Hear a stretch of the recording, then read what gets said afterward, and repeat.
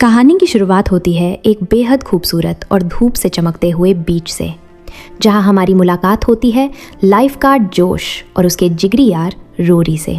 जोश का रात का नशा अभी उतर ही रहा था और रोरी मज़े लेते हुए उसकी टांग खींच रहा था, क्योंकि जोश ने रोरी की बहन टीना को शादी के लिए प्रपोज जो किया था।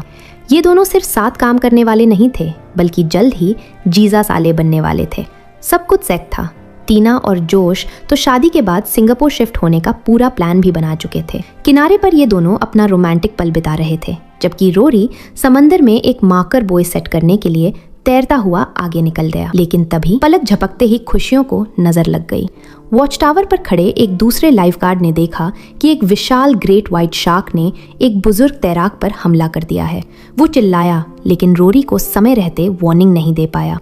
खतरे को देखते ही जोश ने तुरंत अपनी जेट स्की स्टार्ट की और अपने दोस्त को बचाने के लिए पूरी रफ्तार से भागा। वो वहां पहुंचा भी, लेकिन अफसोस वो बस कुछ सेकंड से लेट हो गया। उस विशाल शार्क ने एक ही झटके में रोरी के सर्फ बोर्ड के चीथड़े उड़ा दिए और उसे पानी की गहराइयों में खींच ले गई। जोश किनारे पर खड़ा बस देखता रह गया, बेबस, लाचार और पछतावे में डूबा हुआ। वो अपने जिगरी यार को नहीं बचा पाया। इस हादसे ने सब कुछ बदल दिया। जोश और टीना का रिश्ता टूट गया, सगाई खत्म हो गई और टीना सब कुछ छोड़कर ऑस्ट्रेलिया से चली गई। वक्त का पहिया घूमा और 1 साल बीत गया। जोश ने लाइफगार्ड की नौकरी छोड़ दी, क्योंकि अब उसे समंदर से डर लगता था। अब वो कूलांगट्टा के ओशियाना सुपरमार्केट में काम करने लगा था। लेकिन किस्मत का खेल देखिए, एक दिन अचानक वो टीना से टकरा गया। वो ऑस्ट्रेलिया वापस आ चुकी थी, लेकिन अब वो अकेली नहीं थी। उसके साथ उसका नया बॉयफ्रेंड स्टीवन भी था। जोश के लिए ये पल किसी शार्क के काटने से कम नहीं था। वहीं दूसरी तरफ सुपरमार्केट के अंदर एक अलग ही ड्रामा शुरू हो रहा था। जेमी नाम की एक लड़की चोरी करते हुए पकड़ी गई। उसका बॉयफ्रेंड रयान, जो उसी स्टोर में काम करता था, उसने अपनी गर्लफ्रेंड को बचाने के लिए सारा इल्ज़ाम अपने सिर लेने की कोशिश की। लेकिन स्टोर मैनेजर जेसप बहुत ही खड़ूस इंसान था। उसने रयान की एक न सुनी, उसे तुरंत नौकरी से निकाल दिया और पुलिस बुला ली। और मुसीबत देखिए, जो पुलिस वाला वहां आया वो कोई और नहीं बल्कि जेमी का अपना बाप टॉड था। बाप बेटी के बीच माहौल गर्मा ही रहा था कि तभी सीन शिफ्ट होता है बेसमेंट पार्किंग की तरफ। वहां 2 टीनेजर्स, काइल और उसकी गर्लफ्रेंड हेदर, दुनिया की नजरों से बचकर अपनी कार में रोमांस करने के लिए जा छिपे थे। उनका प्यारा कुत्ता बुली पिछली सीट पर बेफिक्र होकर सो रहा था। लेकिन ऊपर सुपरमार्केट में तो अलग ही भूचाल आने वाला था। अचानक 2 नकाबपोश डाकू, डॉयल और किर्बी, हाथों में बंदूकें लिए स्टोर में घुस आए। उन्होंने लूटपाट मचाने की कोशिश की और वहां मौजूद सभी लोगों को गन पॉइंट पर बंधक बना लिया। सबको लगा कि आज तो गए, लेकिन इससे पहले कि हालात और बिगड़ते, कुछ ऐसा हुआ जो इन बंदूकों से भी कहीं ज्यादा खौफनाक था। बाहर समंदर में अचानक मछलियां तड़पते हुए किनारे पर आने लगी। समंदर का पानी तेजी से पीछे खिंचने लगा, जो एक आने वाली प्रलय का इशारा था। टूरिस्ट अपनी जान बचाने के लिए इधर उधर भागने लगे और फिर बूम, एक पहाड़ जैसी विशाल सुनामी की लहर बीच से आ टकराई। किनारे पर खड़े लोग पलक झपकते ही पानी में गायब हो गए। वो खौफनाक लहर बिना किसी चेतावनी के शहर को रौंदते हुए आगे बढ़ी। सड़कों पर लोगों को भागने का मौका तक नहीं मिला और देखते ही देखते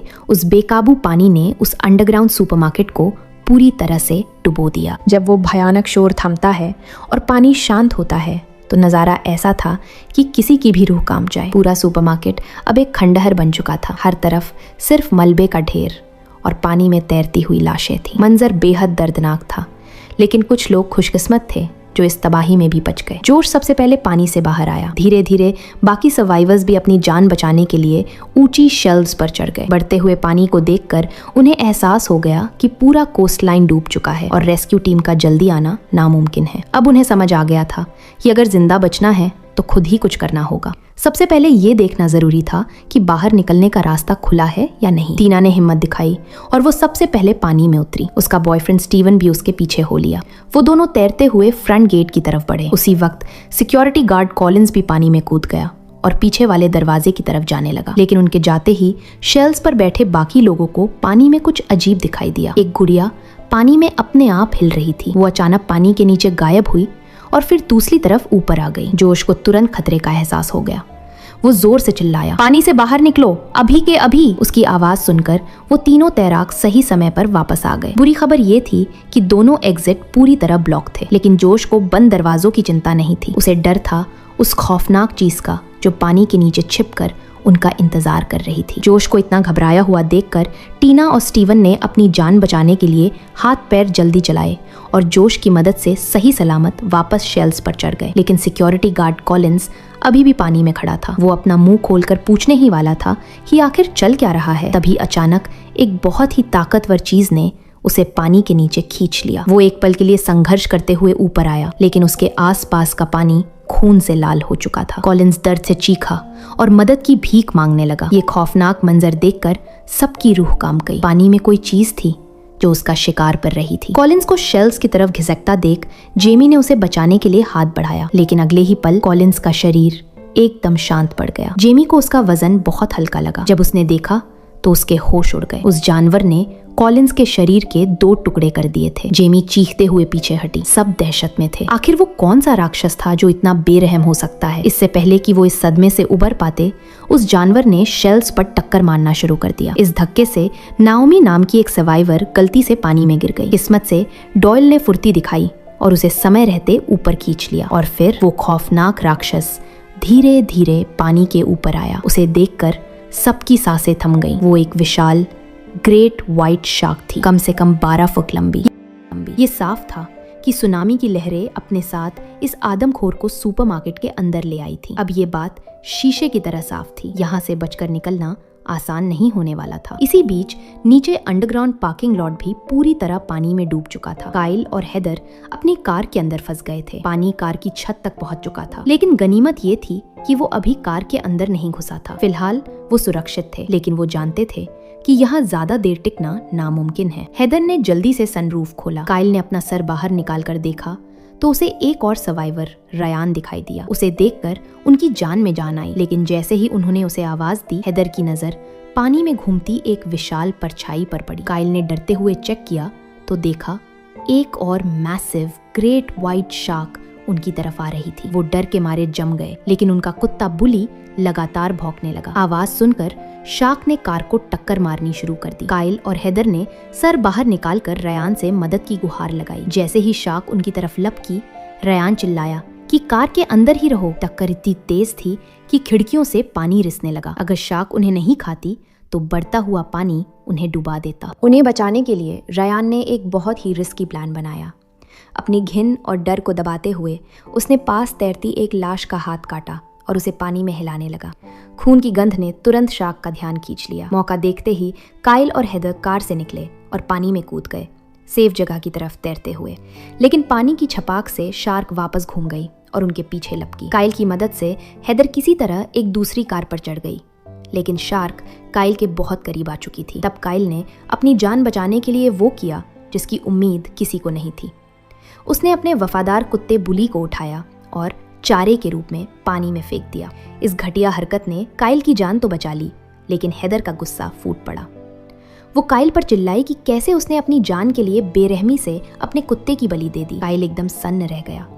उसे यकीन नहीं हो रहा था कि हेदर के लिए उनका रिश्ता उस कुत्ते से भी कम मायने रखता है। खैर, अब वो सुरक्षित थे तो रयान ने बाहर निकलने का रास्ता ढूंढना शुरू किया, लेकिन बदकिस्मती से पार्किंग का एग्जिट पूरी तरह ब्लॉक था। अब उनके पास एक ही रास्ता बचा था, सुपरमार्केट की सीढ़ियां। रयान ने फैसला किया कि वो छत पर लगे फायर पाइप के सहारे रेंगते हुए सीढ़ियों तक पहुंचेगा और बाकी लोगों को रास्ता दिखाएगा। लेकिन जैसे ही वो पाइप पर लटका, नीचे पानी में वो गायब हुई शार्क फिर से प्रकट हो गई। खतरा और बढ़ गया और तभी कुछ बहुत बुरा हुआ। रयान की ताकत जवाब देने लगी। उसका हाथ फिसला और वो सीधा पानी में जा गिरा। शार्क ने तुरंत उसे देख लिया और उसे निगलने के लिए उसकी तरफ लपकी। तभी काइल ने फुर्ती दिखाई और रयान को खींचकर वापस कार पर चढ़ा लिया। लेकिन शिकार हाथ से निकल जाने से शार्क बौखला गई और उसने जोर से कार को टक्कर मारी। धक्के से काइल का बैलेंस बिगड़ा और वो खुद पानी में गिर गया। इससे पहले कि कोई उसे बचा पाता, काइल पानी की गहराई में गायब हो गया। पलक झपकते ही शार्क उसे साबुत निगल गई। हेदर काइल की मौत से गहरे सदमे में थी। वो और रयान बुत बनकर खड़े थे कि आगे क्या करें। तभी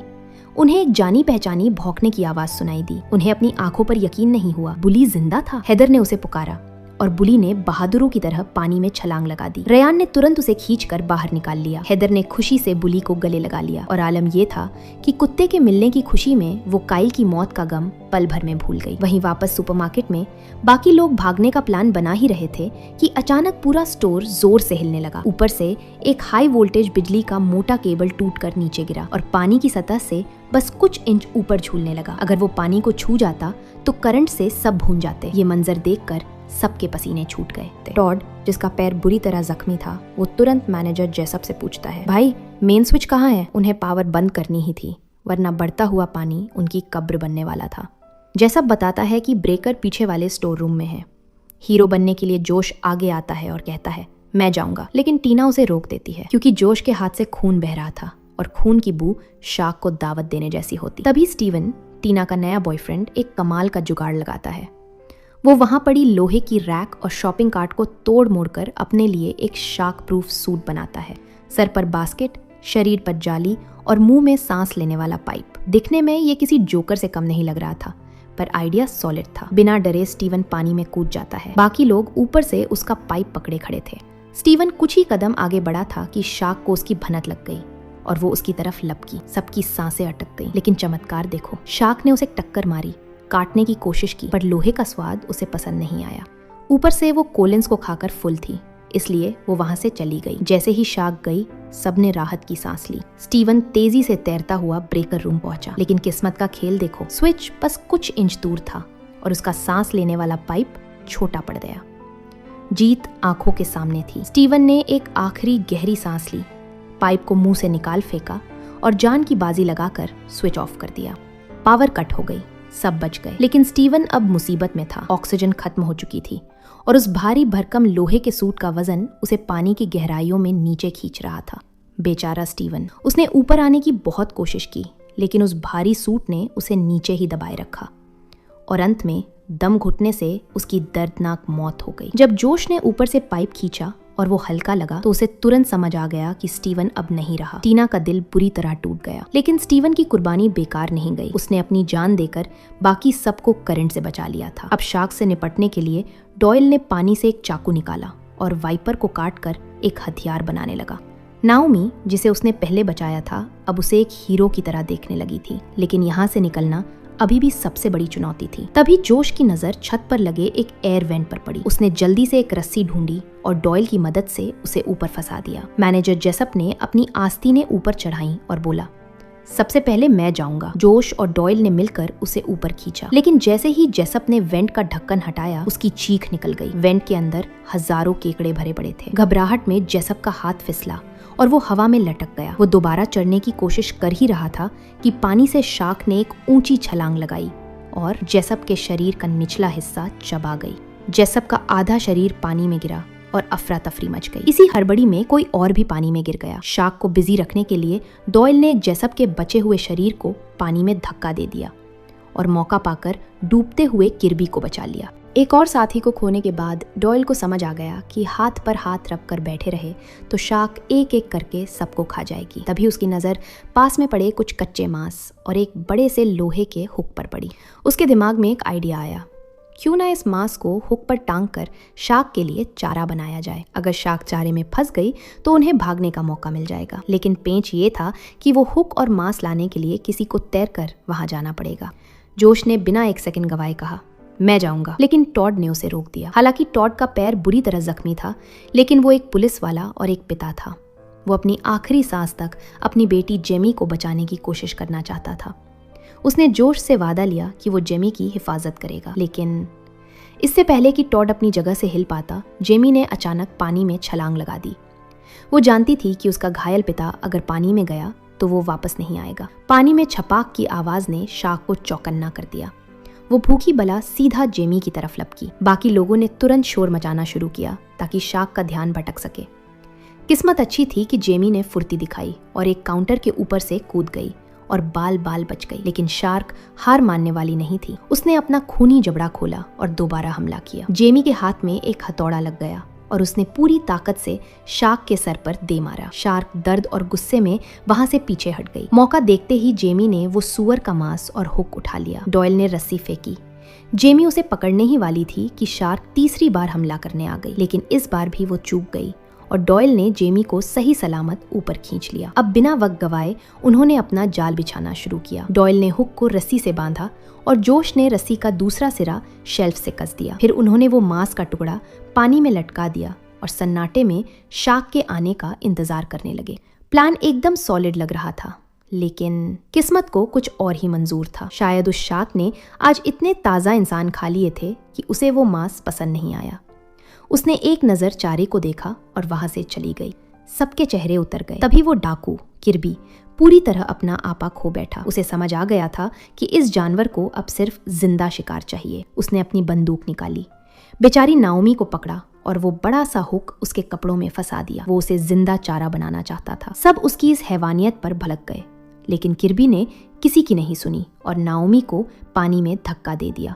जोश उसे बचाने आगे बढ़ा तो किर्बी ने उस पर बंदूक तान दी। शार्क नाओमी की तरफ बढ़ ही रही थी कि तभी खचाक, एक भाला किर्बी की पीठ को चीरते हुए निकल गया। ये कोई और नहीं, उसका अपना साथी डॉयल था, जिसने किर्बी के पागलपन को खत्म करने का फैसला कर लिया था। जोश और टीना ने जल्दी से नाओमी को वापस शेल्फ पर खींच लिया। डॉयल ने बिना रहम खाए वो हुक किर्बी के शरीर में घुसा दिया और उसे पानी में धक्का दे दिया। जैसी करनी वैसी भरनी।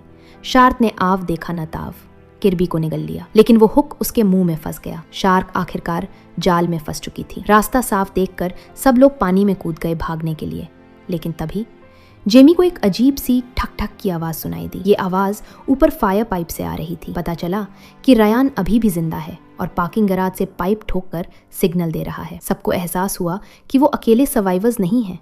जोश और जेमी ने एक दूसरे को देखा और बिना सोचे बेसमेंट की तरफ तेजी से तैर गए।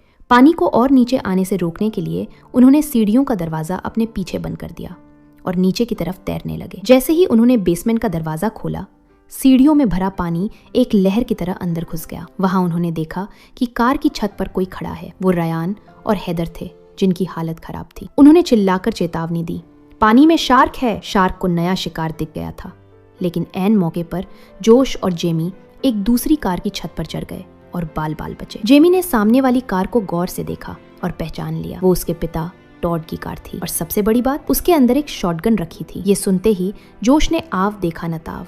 वो बिना हिचकिचाए सीधा पानी में कूद गया। वो हथियारों की तलाश में कार के अंदर घुस गया। बाकी लोग पीछे रहे और शार्क का ध्यान भटकाने के लिए जोर जोर से शोर मचाने लगे। शार्क को लगा कुछ गड़बड़ है और वो उनकी तरफ आने लगी गया। जोश को आखिरकार वो शॉटगन और एक टेजर मिल गया। वो वापस कार की छत पर चढ़ा। उसने शॉटगन लोड की, शार्क पर निशाना लगाया और फायर किया, लेकिन निशाना चूक गया। बंदूक के झटके से जोश का बैलेंस बिगड़ गया और वो सीधा पानी में जा गिरा। अब शार्क उसकी तरफ पूरी रफ्तार से झपटी। जोश को पता था कि अब करो या मरो का समय है। जैसे ही शार्क ने उस पर हमला किया, जोश ने बंदूक की नली सीधा उसकी ठुड्डी पर टिका दी। पानी के अंदर एक जोरदार धमाका हुआ। पल भर में पानी लाल हो गया। वो शार्क मारी गई। उसी समय ऊपर बाकी लोग बाहर निकलने का रास्ता देख रहे थे, लेकिन मेन गेट पूरी तरह ब्लॉक था। एक बड़ा ट्रक एंट्रेंस पर आकर फंस गया था, जिससे निकलने की कोई जगह नहीं बची थी। तभी डॉयल की नजर ट्रक की बैटरी पर पड़ी, जिससे बिजली लीक हो रही थी। उसने पास के इलेक्ट्रिकल बॉक्स को देखा